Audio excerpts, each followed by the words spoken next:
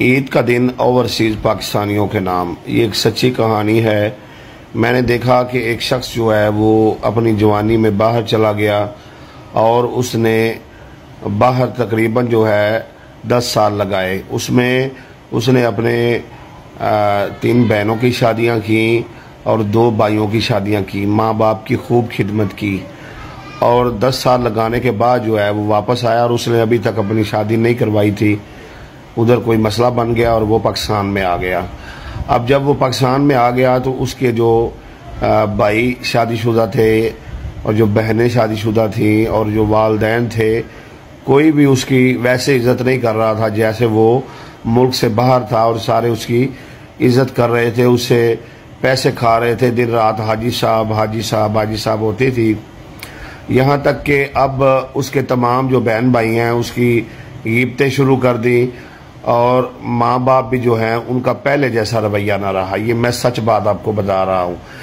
अब जब ये सूरत हाल हो गई तो एक वक्त आया कि उसके साथ बिल्कुल जो है बाइकाट कर दिया गया, क्योंकि वो बाहर काम करता था, यहाँ पर उतनी मजदूरी के बाद उतनी आमदनी नहीं मिलती तो वो परेशान रहने लगा।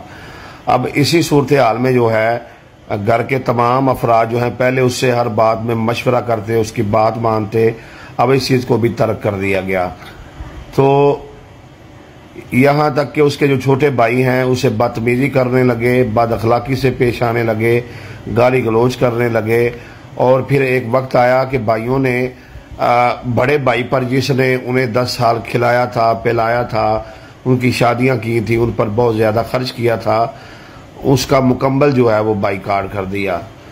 तो जब मुल्क से बाहर उसके दोस्तों को पता चला तो उन्होंने उसके साथ कुछ तावन वगैरह किया, उसने सादा सी अपनी शादी कर ली, उसके 2 बेटे हो गए हैं। अब वो दोबारा से जो है चंद दिनों तक मुल्क से बाहर जा रहा है।